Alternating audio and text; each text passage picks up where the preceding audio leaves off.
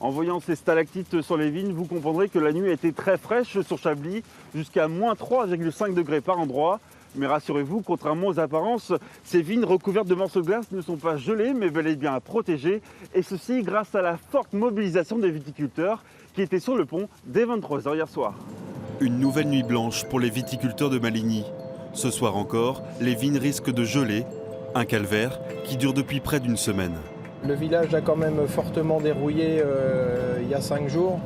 Donc c'est vrai que là ça a fait mal au cœur à tous les viticulteurs parce que bon, un épisode de grêle l'année dernière plus un épisode de gel cette année, ça commence à faire beaucoup. Arrivé sur les lieux, Laurent consulte le thermomètre. Il fait 3 degrés. Jusqu'ici, tout va bien. Quand on va rapprocher des 0,5 au-dessus de 0, on va commencer à faire préchauffer les moteurs, je pense. Et quand on va être vraiment à 0, on va envoyer dans tout le réseau pour pouvoir arroser toutes nos vignes. Comme Laurent, une quinzaine de viticulteurs de Maligny sont en alerte, l'œil rivé sur le ciel et les smartphones. Les nuages sont arrivés, ils sont arrivés un petit peu tard, mais là ils sont arrivés. Il y a un bon papier jusqu'à l'horizon. Il n'y a pas beaucoup de vent. Tant que ça dure, on tient le choc. 3 h du matin, plus de nuages à l'horizon. La température chute brutalement à 0 degré. Les viticulteurs décident de procéder à l'aspersion, un jet d'eau en continu qui protégera les bourgeons des gelées. Nous allons maintenant arroser pendant toute la nuit jusqu'à demain matin. Et demain matin, nous n'arrêterons que lorsque la glace, s'il y a prise de glace, aura disparu. À quelques kilomètres de là, sur cette parcelle de Chablis premier cru, la température a atteint un seuil critique, moins 2,5 degrés. Jean-François Bordet allume les bougies.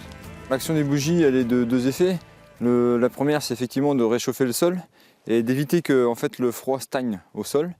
Et aussi, la bougie, en brûlant, provoque un phénomène de fumée qui évite le rayonnement. Parce que le rayonnement, c'est ça qui accentue le phénomène du froid. Le vignoble de Chablis brille de 1000 feux. Un spectacle saisissant qui durera tout au long de la nuit. Au lever du jour, l'aspersion semble avoir porté ses fruits et le pire évité. Je n'ai pas encore les résultats de toutes les températures qu'il a pu y avoir dans le vignoble, mais a priori, nous sommes loin d'avoir eu la nuit la plus violente.